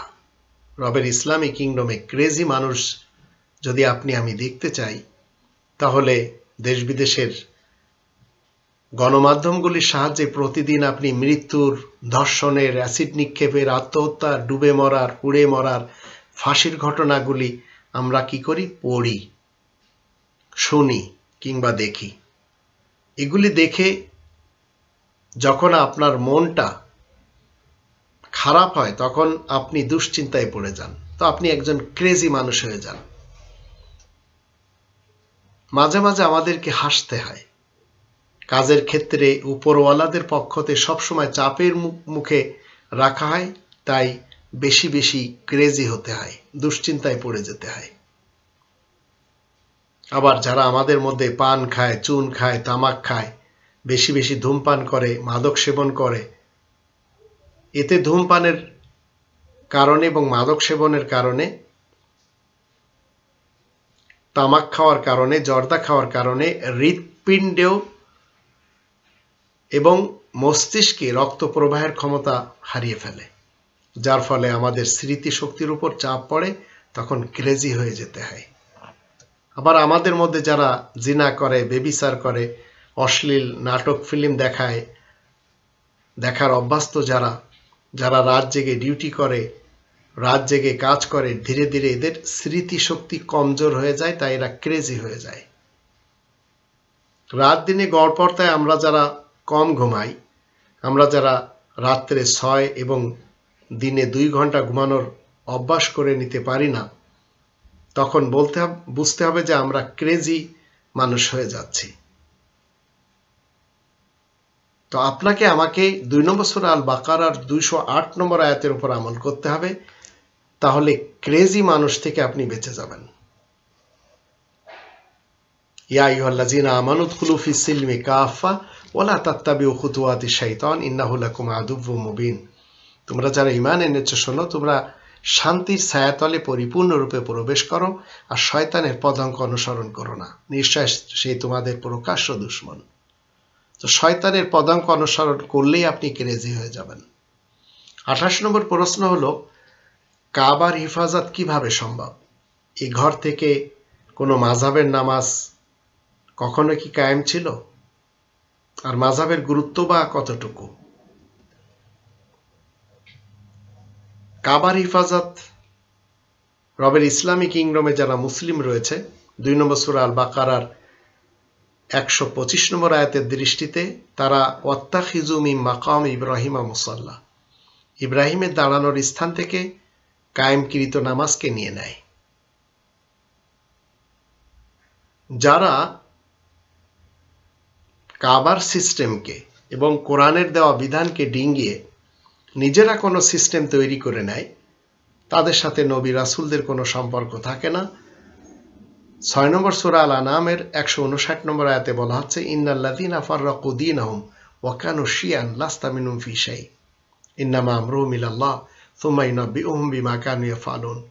যারা নিজেদের জীবন ব্যবস্থা হিসেবে নানান মাযহাব আবিষ্কার করে নিয়েছে আর নানান মাযহাবে ভাগ হয়ে গেছে, তাদের ব্যাপারে তোমার কোনো দায়িত্ব নেই। তাদের কাজকর্ম আল্লাহ তাআলার উপরে ন্যস্ত, তিনি তাদেরকে বলে দিবেন যেসব কাজকর্ম তারা করেছে। কাবার সালাতের যার প্র্যাকটিস নেই, ওই ব্যক্তি কাবার প্রকাশ্য শত্রু। মসজিদুল হারাম গোটা জগৎবাসীদেরকে যে নামাজের উপর একত্রিত করে, ওই নামাজটি সুদিন থেকে কাবা শরীফে কায়েম রয়েছে। শিয়াদের নামাজ যদি ঠিক হয় তাহলে সুন্নিদের নামাজ অঠিক হবে, আর সুন্নিদের নামাজ যদি ঠিক হয় তাহলে শিয়াদেরটা অঠিক হবে, আর শিয়া সুন্নিদের যদি ঠিক হয় তাহলে সালাফিদেরটা ঠিক হবে না, কাদিয়ানীদেরটা ঠিক হবে না, আর সালাফি এবং কাদিয়ানীদেরটা ঠিক হলে শিয়া সুন্নিদেরটা ঠিক হবে না। তো প্রকৃতপক্ষে আপনি কাবার হিফাজত তখনই করতে পারেন যখন কাবার সিস্টেমকে আপনি ফলো করবেন, কারণ কোরআন এবং কাবা মানব সমাজকে হিদায়াত করে। 2 নম্বর সূরা আল বাকারার 185 নম্বর আয়াতের মধ্যে আল্লাহ বলেন, কোরআন হুদাল লিন্নাস, প্রত্যেকটি মানুষকে গাইড করে কোরআন। আর 3 নম্বর সূরা আল ইমরানের 96 নম্বর আয়াতে কাবার ব্যাপারে বলা আছে হুদাল লিল আলামিন, জাহানবাসীদেরকে মসজিদুল হারাম হিদায়াত করে। মসজিদুল হারাম এবং কোরআনের দৃষ্টিতে যখন আমরা রাসূলকে দেখি, তো রাসূল সুন্নি ছিলেন না, শিয়াও ছিলেন না, সালাফিও ছিলেন না। রাসূল এবং সাহাবা তারা সবাই 22 নম্বর সূরা আল হজ এর 78 নম্বর আয়াতের দৃষ্টিতে হুয়া সাম্মাকুমুল মুসলিমিন, সেই সত্তা তোমাদের সকলের নাম মুসলিমিন রেখেছেন। ইনারা সবাই মুসলিমিন ছিলেন, তাই আপনাকে আমাকে মুসলিমিনদের অন্তর্ভুক্ত হয়ে জীবন কাটাতে হবে। তাহলে আপনি কোরআনের এবং কাবার হেফাজত করতে পারবেন। অন্যথায় আপনি কোনো মাযহাবে চলে যাবেন, আর মাযহাবের নামাজ কোরআনের দৃষ্টিতে গ্রহণযোগ্য না, আর মাযহাবের কোনো গুরুত্ব কোরআন দেয় না। তবে মিল্লাতে ইব্রাহিমের উপরে আপনাকে আমাকে প্রতিষ্ঠিত থাকতে হবে। 3 নম্বর সূরা আল ইমরানের 95 নম্বর আয়াত মতে, কুল সাদাকাল্লাহ, তুমি বলে দাও আল্লাহ সত্য কথাই বলছেন, ফাত্তাবিউ মিল্লাতা ইব্রাহিম হানিফা ওয়া মা কানা মিনাল মুশরিকিন, তোমরা সবাই মিল্লাতে ইব্রাহিম, যা নাকি স্বতন্ত্র, তার ইত্তেবা করো। আর ইব্রাহিম অংশীবাদী মুশরিকদের অন্তর্ভুক্ত না। 25 নম্বর প্রশ্ন হলো, চাহিদার গোলাম হওয়া কি? চাহিদার দাসত্ব যারা করে, এই ব্যাপারটি নিয়ে কোরআনের 45 নম্বর সূরা আল জাসিয়া 23 নম্বর আয়াতে আল্লাহ বলেন, আফারাইতা মান ইত্তাখাযা ইলাহাহু হাওয়া ওয়া আদাল্লাহু আল্লাহু আলা ইলমিন ওয়া খাতামা আলা সামইহি ওয়া কলবিহি ওয়া জাআলা আলা বাসারিহি গিশাওয়া ফামান ইয়াহদি মিন বাদিল্লাহি আফালা তাযাক্কারুন। তুমি কি সেই লোকটির অবস্থা দেখোনি যে নাকি নিজের খেয়াল খুশিকে মাবুদ হিসেবে মেনে নিয়েছে, উপাস্য হিসেবে মেনে নিয়েছে, আর আল্লাহ তাকে সদ্বোধ থাকা সত্ত্বেও পথভ্রষ্ট করে দিয়েছেন, আর তার হৃদয় এবং শ্রবণ শক্তির উপর শিলমোহর করে দিয়েছেন। এছাড়া তার দৃষ্টি শক্তির উপরে পর্দা রেখে দিয়েছেন। সুতরাং আল্লাহ ছাড়া তাকে আর কেই বা সুপথ দেখাবে? তাহলে তোমরা কি মোটেই বুঝবে না? তো গোটা জগতের মধ্যে অতীতকাল থেকে নিজেদের নফসের যারা গোলাম, তাদের মধ্যেকার কিছু লোকদের সম্পর্ক হলো রাশিয়া, বর্তমান যুগের নাস্তিক। কিছু লোকদের সম্পর্ক হচ্ছে গণতন্ত্র বিশ্বাসীদের সাথে, কিছু সংখ্যক লোকদের মতবাদ হলো রাজতন্ত্র বিশ্বাসীদের সাথে, কিছু সংখ্যক লোকদের বিশ্বাস হলো মতবাদ হলো সমাজতন্ত্রের বিশ্বাসীদের সাথে, কিছু সংখ্যক লোকদের মতবাদ হলো মোল্লাতন্ত্রের বিশ্বাসীদের সাথে। তো মূলত এরা সবাই চাহিদার গোলাম হয়ে জীবন কাটাচ্ছে, তাই এরা কেউ হিদায়েতের উপরে অন্তত নেই। 26 নম্বর প্রশ্ন হলো, শয়তান এবং ইবলিস নেতাদের কারণে দেশে বসবাস করা কতটুকু সমস্যা? মিডিয়া যখন ওদের হাতে চলে যায়, প্রশাসন, তখন ওরা আর সত্যের সাথে দিতে পারে না, সত্যের মুখ বন্ধ করে দেয়। আবার প্রশাসন সবাইকে আতঙ্কে রাখে, কারণ দুর্নীতিবাজ সরকারের পাঁচাটা হয়ে 2 পয়সা ইনকাম করতে হয়। আর মানুষকে এই প্রশাসন গুম খুন হত্যার ভয় দেখায়, আর জাতিকে কি করে, নেশার বস্তু আমদানি করে জাতিকে বেখেয়াল অবস্থায় রেখে দেয়। আর দুর্নীতিবাজ সরকার সে তার কুর্সিতে বসে থাকে নির্দ্বিধায়। এটি 5 দশকের বাংলাদেশের ইতিহাস থেকে আমরা জানতে পারি। কোরআনের 2 নম্বর সূরা আল বাকারা এর 11 এবং 12 আয়াত দুটি যদি আমরা দেখি, সেখানে আল্লাহ রাব্বুল আলামিন বলছেন,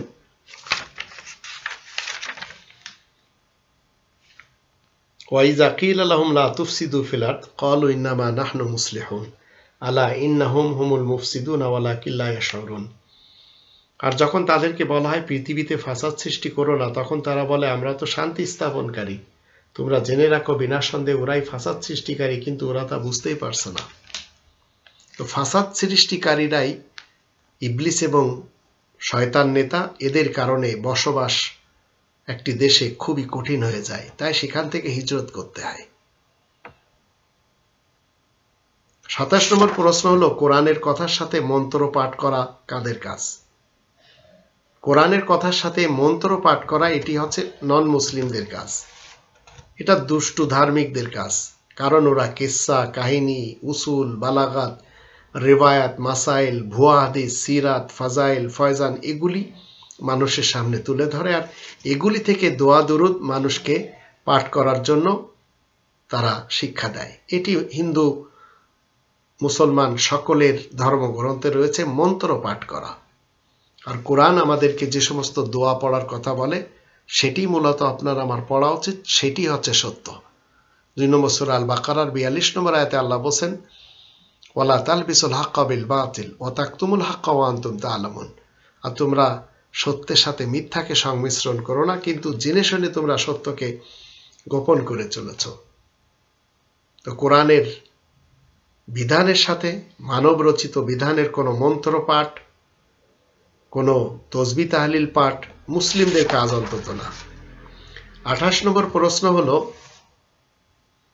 আল্লাহ তাআলার দল বাদ দিয়ে আশেকে রাসূল কিংবা সিপাহে সাহাবা হওয়া যাবে কি? আশেকে রাসূল, সিপাহে সাহাবা এটি হওয়ার জন্য আপনাকে আল্লাহর দলের লোক হতে হবে। এটি এই কোরআনের 58 নম্বর সূরা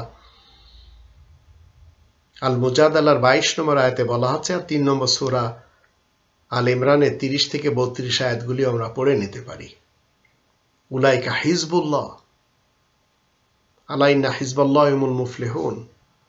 আল্লাহ তাআলার দল হতে হবে, আল্লাহ তাআলার পার্টির লোক হতে হবে, তাহলে আপনি আমি কামিয়াবি অর্জন করতে পারবো। তখন আমরা আল্লাহ তাআলার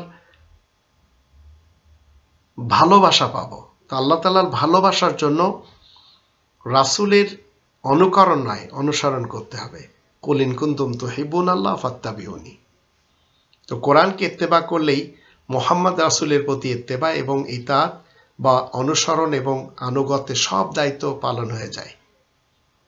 নূহ, ইব্রাহিম, ইসহাক, ইয়াকুব, মূসা, ঈসা, মুহাম্মদ, এক কথায় 19 জন নবীদের এবং 4 জন রাসূলদের, আর বাকি সকল রাসূল যারা রয়েছে এদের ইতাআত এবং ইত্তেবা, আনুগত্য এবং অনুসরণ সব দায়িত্ব পালন হয়ে যায় কোরআন মতে চললে।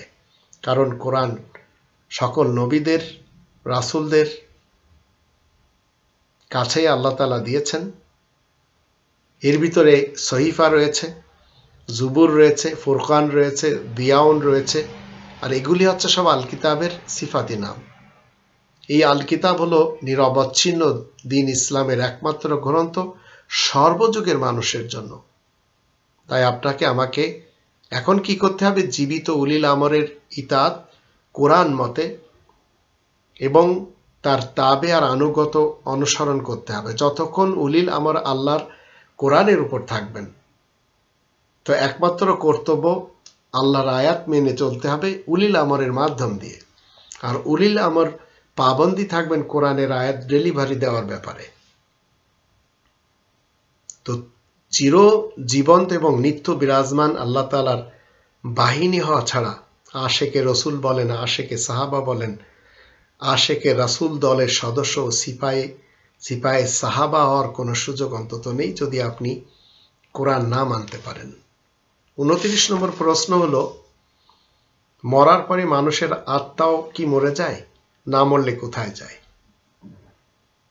তো যখন আপনি আমি এই পৃথিবী থেকে চলে যাব, তো আপনাকে আমাকে জানতে হবে এই কোরআনের 21 নম্বর সূরা আল আম্বিয়া এর যদি আমরা 34-35 আয়াত দেখি, সেখানে আল্লাহ রাব্বুল আলামিন বলছেন 21 নম্বর সূরা আল আম্বিয়া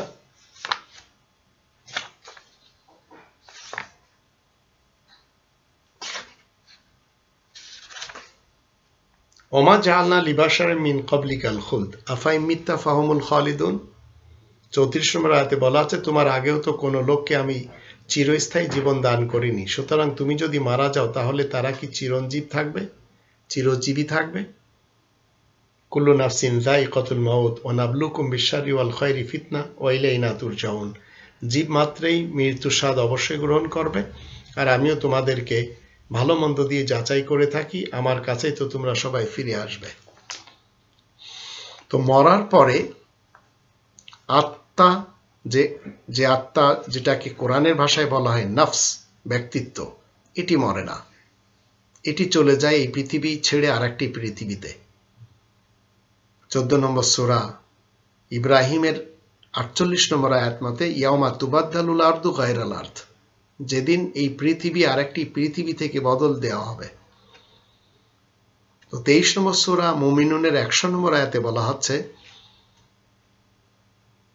ওমি ওয়ারাইহিম বারযাখুন, বারযাক এমন একটি আড় যেটি আপনি যখন মৃত্যুবরণ করবেন তখন আপনার আমার যারা আমরা জীবিত রয়েছি, আপনার আমার থেকে মৃত্যু ব্যক্তি চলে গেল, সে আড় হয়ে গেল, আর মৃত্যু ব্যক্তি সে তার বডিকে পৃথিবীতে রেখে সে আরেকটি পৃথিবীতে চলে গেল তার ব্যক্তিত্বকে নিয়ে, আত্মাকে নিয়ে। 16 নম্বর সূরা আন-নাহল এর 32 নম্বর আয়াতে আল্লাহ বলেন আল্লাযীনা তাতাওয়াফাহুমুল মালায়েকাতু তাইয়্যিবিন ইয়াকুলুনা সালামুন আলাইকুম উদখুলুল জান্নাহ। যারা তৈয়ব লোক, পবিত্র লোক, এদের মৃত্যুর সময় ফেরেশতারা লাল গালিচা বিছায় এবং তাদেরকে সংবর্ধনা দিয়ে বলে সালামুন আলাইকুম। তারপর এদেরকে জান্নাতে প্রবেশ করানো হয়। তো মরার পরে এই ব্যক্তি চলে যাচ্ছে জান্নাতে। আর যারা জালিম, 16 নম্বর সূরা নাহলের 28-29 আয়াত দুটিতে বলা আছে আল্লাযীনা তাতাওয়াফাহুমুল মালায়েকাতু যালিমি আনফুসিহিম, যারা জালিম, নিজেদের ব্যক্তিত্বের উপরে জুলুম করেছিল, তাদের মৃত্যু যখন ফেরেশতারা দেয়, মালাইকারা দেয়, তখন তারা শান্তশিষ্ট বনে যায়। তাদেরকে জিজ্ঞেস করলে বলে না মা কুনা না'মালু মিন সুই, আমরা তো খারাপ কোনো কাজ করিনি। তো এদেরকে সঙ্গে সঙ্গে জাহান্নামে দেওয়া হয়। আর 89 নম্বর সূরা ফাজরের 27, 28, 29, 30 আয়াতগুলি যদি আমরা দেখি, সেখানে বলা আছে ইয়া আইয়াতুহান নাফসুল মুতমাইন্না, নাফসে মুতমাইন্না, এদেরকে বলা হচ্ছে ফাদখুলি ফি ইবাদি ওয়াদখুলি জান্নাতি, তোমরা আমার বান্দাদের মধ্যে প্রবেশ করো এবং জান্নাতে তোমরা দাখিল হও। কারণ এরা আল্লাহ তাআলার উপরে সন্তুষ্ট ছিল আর আল্লাহ এদের উপরে সন্তুষ্ট ছিলেন। তো মানুষ মরার পরে জান্নাতে চলে যাচ্ছে একদল, আর একদল জাহান্নামে চলে যাচ্ছে। তো এরা, আজ আপনি আমি জীবিত, তাই আপনার আমার জন্য এরা সবাই মানে পর্দার আড়ালে রয়েছে। ভালো মানুষ, খারাপ মানুষ মরার সাথে সাথে এই বডি রেখে তারা তাদের ব্যক্তিত্বকে নিয়ে চলে যায় পরের জগতে। সেখানে জাহান্নামীদের একটি বডি থাকে 70 গজ শিকল দিয়ে পেঁচানো, আর জান্নাতীদের মন মতো বডি থাকে। এটি আমরা কোরআন থেকে জানতে পারি। 30 নম্বর প্রশ্ন হলো, হিন্দুদের 4টি ও সুন্নিদের 4টি মাযহাব কি কি? হিন্দুদের 4টি হলো ব্রাহ্মণ, ক্ষত্রিয়, শূদ্র, বৈশ্য। বৈষ্ণব, ব্রাহ্মণ, ক্ষত্রিয়, বৈষ্ণব এবং শূদ্র। আর সুন্নিদের হচ্ছে হানাফি, শাফি, মালিকি, হাম্বলি। এরা মূলত সবাই এই কোরআনের 3 নম্বর সূরা আল ইমরানের 103 নম্বর আয়াতের বিপক্ষে স্থান নিয়েছে, যেখানে আল্লাহ বলেন ওয়াতাসিমু বিহাবলিল্লাহি জামিআন ওয়া লা তাফাররাকু, তোমরা সবাই মিলে আল্লাহ তাআলার এই রজ্জুকে মজবুতভাবে আঁকড়ে ধরো, আর বিভিন্ন ফিরকা, পার্টি, মাসলাক, মাযহাবে বিভক্ত হবে না। তো ঠিক এইভাবে হিন্দুদের যেমন 4টি রয়েছে, সুন্নি মুসলমানদের যেমন 4টি মাযহাব রয়েছে, খ্রিস্টানদেরও আমরা দেখতে পাই জেহোবা, প্রোটেস্ট্যান্ট, ক্যাথলিক এবং অর্থোডক্স। এরাও 4টি মাযহাবে বিভক্ত। এইভাবে আরো অন্যান্যদেরও আমরা দেখতে পাই। কিন্তু কোরআনের 6 নম্বর সূরা আল আনামের 159 নম্বর আয়াত থেকে আমরা জানতে পারি ইন্নাল্লাযীনা ফাররাকু দীনাহুম ওয়া কানু শিয়া লাস্তা মিনহুম বিশাই, যারা আল্লাহ তাআলার দেওয়া জীবন ব্যবস্থা ছেড়ে অন্য কোনো জীবন ব্যবস্থা তলাশ করবে এবং বিভিন্ন পার্টি, মাযহাব, মাসলাকে বিভক্ত হয়ে যাবে, এদের সাথে রাসূলের কোনো সম্পর্ক নেই। এদের খবর পরকালে আল্লাহ তাআলা দিয়ে দিবেন। তাই আমরা সবাই পৃথিবীতে মুসলিম হয়ে জীবন কাটাবো, এই নাম নিয়ে আমাদেরকে মরতে হবে। 22 নম্বর সূরা আল হজের 78 নম্বর আয়াত মতে হুয়া সামাকুমুল মুসলিমিন, আর 3 নম্বর সূরা আল ইমরানের 102 নম্বর আয়াত মতে ওয়ালা তামুতুন্না ইল্লা ওয়া আনতুম মুসলিমুন। 31 নম্বর প্রশ্ন হলো, শর্ত সাপেক্ষে কি মুসলিম নারীরা ঘরের বাইরে যেতে পারবে? কোরআনের 33 নম্বর সূরা আল আহজাব এর 33 নম্বর আয়াতে বলা আছে ঘরে থাকতে হবে। তো মুসলিম নারীদের ঘর সংসার হলো তাদের কর্মের স্থান। কর্ম কি কি? সন্তানদের লালন পালন, তাদেরকে সুশিক্ষা দেওয়া। কিন্তু নাস্তিকরা বলে ইসলাম নারীদেরকে বন্দী করে রেখেছে নিজ নিজ ঘরে, অথচ মুসলিম নারীদের ঘর সংসার হলো তাদের কর্মের স্থান, সন্তানদের লালন পালনের স্থান, যেখানে থাকা খাওয়ার ব্যবস্থা করা হয়। তো নাস্তিকদের কথা অযৌক্তিক। বিদ্যালয় যেমন শিক্ষক ছাত্রদের জন্য বন্দিশালা না, ব্যবসা প্রতিষ্ঠান এবং চাকরির স্থান যেমন বন্দিশালা না, তদ্রূপ মুসলিম নারীদের জন্য বসতবাড়ি বন্দিশালা না। কোরআন 30 নম্বর সূরা আর রোম এর 42 নম্বর আয়াতে জগৎ ভ্রমণকেও ফরজ করেছে।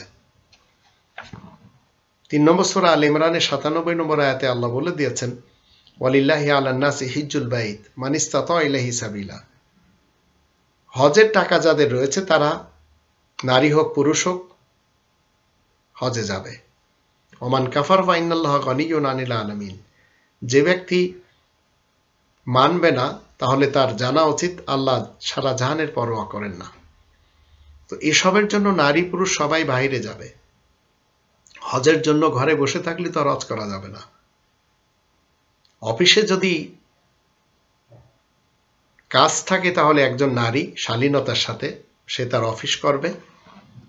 24 নম্বর সূরা আর নূরের 31 নম্বর আয়াত মতে পর্দায় থেকে বাইরে গেলে দরকারি কাজে তাহলে তাদের মর্যাদা রক্ষা হবে, নচেত আজ দেশে দেশে শহরে শহরে আড্ডায় আড্ডায় যা হচ্ছে তা সব আমরা জানতে পারছি।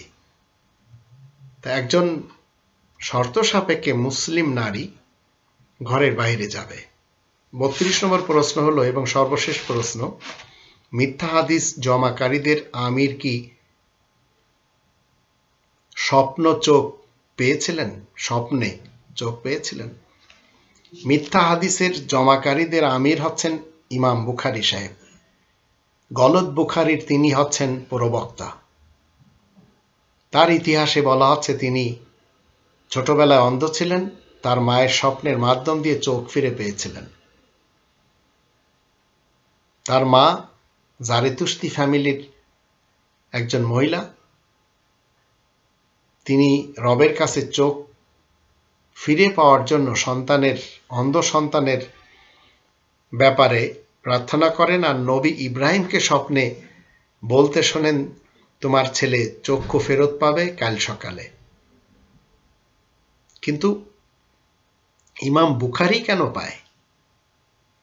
তিনি একা কেন পেয়েছেন? জগতের অন্য যারা অন্ধ রয়েছে তাদের মায়েরা বাবারা যদি আল্লাহ তাআলার কাছে প্রার্থনা করে তারা কিন্তু চোখ পায় না, তাহলে দোষ কার? আল্লাহ কি শুধু ইমাম বুখারীর ব্যাপারে পক্ষপাতিত্ব করলেন? এবং বলা হচ্ছে এই মিথ্যা হাদিস জমাকারীদের যিনি আমির, এই ইমাম বুখারী সাহেব, তিনি জাহিরি বাতিনি ইলম জানতেন। স্বপ্ন যোগে রাসূলের কাছ থেকে তিনি তার হাদিস সহি না গলত এ ব্যাপারে মশওয়ারা করতেন। কোরআনের 26 নম্বর সূরা আশ-শুআরা এর 80 নম্বর আয়াত থেকে আমরা জানতে পারি, ওয়াইদা মারিস্তু ফাহুয়া ইয়াশফিন, আর যখন আমি অসুস্থ হই তখন তিনি আমাকে আরোগ্য দান করেন। তো এখন স্বপ্ন যদি কেউ চোখ পায় তাহলে এই আয়াত যাবে কোথায়? তার ইতিহাসে লেখা হচ্ছে 9 বছরে হাফেজে কোরআন, 10 বছরে হাফেজে হাদিস, 16 বছর পর থেকে উটে, খচ্চরে, গাধা এবং ঘোড়ায় চড়ে এবং পায়ে হেঁটে কখনো মিশর, ইরাক, সিরিয়া সফর করে কি করেছেন? রেওয়ায়াত জমা করেছেন। জন্ম তার 810 খ্রিস্টাব্দে রাশিয়ার বারদিজমা ফ্যামিলিতে, আর মৃত্যু 870 খ্রিস্টাব্দে। কিন্তু তিনি কি করে গেছেন? 3 নম্বর সূরা আল ইমরানের 103 নম্বর আয়াতের বিপক্ষে মানুষকে দাঁড় করে গিয়েছেন। আল্লাহ বলেন, ওয়াতাসিমু বিহাবলিল্লাহি জামিআ ওয়া লা তাফাররাকু, তোমরা সবাই মিলে আল্লাহ তাআলার এই রজ্জুকে মজবুতভাবে আঁকড়ে ধরো আর বিচ্ছিন্ন হয়ো না। কিন্তু তিনি মানুষকে সুন্নি বানিয়েছেন, সালাফি বানিয়েছেন। শিয়ারা তার কোনো হাদিস মানে না। 2 নম্বর সূরা আল বাকারার 79 নম্বর আয়াতের বিরুদ্ধে কাজ করে গেছেন, যেখানে আল্লাহ বলেন, ফাওয়াইলুল লিল্লাযিনা ইয়াকতুবুনাল কিতাবা বিআইদিহিম, ধ্বংস তাদের জন্য অনিবার্য যারা নিজেদের হাতের দ্বারা গ্রন্থ রচনা করে। তিনিও করেছেন। 31 নম্বর সূরা লোকমানের 6 নম্বর আয়াতের বিপক্ষে ছিলেন তিনি, কারণ তিনি তৈরি করে গেছেন লাহওয়াল হাদিস। ওমিনান নাসি মান ইয়াশতারি লাহওয়াল হাদিস লিয়ুদিল্লা আন সাবিলিল্লাহ, উদ্দেশ্য হচ্ছে কোরআন থেকে পথভ্রষ্ট করা। 39 নম্বর সূরা আজ-জুমারের 23 নম্বর আয়াত অবিশ্বাস করতেন তিনি, যেখানে আল্লাহ বলেন, আল্লাহু নাযালা আহসানাল হাদিসি কিতাবান, আল্লাহ সর্বোত্তম হাদিসের একটি কিতাব নাজিল করেছেন, তিনি মানেননি বিধায় আর একটি দাঁড় করিয়েছেন। 29 নম্বর সূরা আল আনকাবুতের 51 নম্বর আয়াতের বিপক্ষে তিনি তার রিওয়ায়াতকে দাঁড় করিয়েছেন, যেখানে আল্লাহ বলেন, আওয়ালাম ইয়াকফিহিম, মানুষের জন্য কি যথেষ্ট নয়? কিন্তু তিনি এই যথেষ্ট আয়াত না মেনে আরেকটি গ্রন্থ দাঁড় করিয়েছেন। 28 নম্বর সূরা আল কসাসের 85 নম্বর আয়াতের বিপরীত মতবাদ দিয়ে গেছেন তিনি, যেখানে আল্লাহ বলেন ইন্নাল্লাযী ফারাদা আলাইকাল কোরআন, নিশ্চয় সেই সত্তা তোমার উপরে কোরআনকে ফরজ করেছেন, কিন্তু তিনি দিয়ে গেছেন বুখারী শরীফ। আর 18 নম্বর সূরা আল কাহফের 26 নম্বর আয়াত এবং 110 নম্বর আয়াতের সাথে পাঙ্গা নিয়েছেন তিনি। আর পাঙ্গা নিয়ে কি করেছেন? মানুষকে নিজের গ্রন্থের মাধ্যম দিয়ে হুকুম জারি করে গেছেন, নিজের গ্রন্থের মাধ্যম দিয়ে ইবাদতের পন্থা শিক্ষা দিয়ে গেছেন। অথচ কোরআন বলছে ওয়ালা ইউশরিকু ফি হুকমি আহাদা, আল্লাহ তাআলার হুকুমের সাথে শরীক চলে না। ওয়ালা ইউশরিক বিইবাদাতি রাব্বি আহাদা, আল্লাহ তাআলার ইবাদতেও শরীক চলে না। তো যারা সালাফি মুসলমান, সুন্নি মুসলমান, এদের ইবাদত এবং রীতিনীতি ভিন্ন, আর যারা শিয়া মুসলমান তাদের ইবাদতের রীতিনীতি ভিন্ন। তো মিথ্যা হাদিস জমাকারীদের আমির ছিলেন এই ইমাম বুখারী সাহেব, আর তার মান্যকারীদের দাবি হচ্ছে তার হাদিসের গ্রন্থ হচ্ছে সহিহ বুখারী।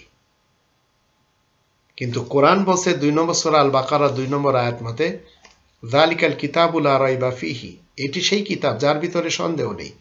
এটি হচ্ছে সন্দেহ মুক্ত গ্রন্থ, আর বুখারী হচ্ছে সন্দেহ যুক্ত গ্রন্থ। আশা করি এই 32টি প্রশ্নের উত্তর কোরআন থেকে পেয়েছেন। আরও আপনাদের যাদের প্রশ্ন পাঠানোর দরকার অবশ্যই পাঠিয়ে দিবেন, ইনশাআল্লাহ পরবর্তীতে আবার উত্তর দেওয়া হবে। আল্লাহ আমাদের সবাইকে কোরআনের ইসলাম মেনে জীবন কাটানোর তৌফিক দান করুন।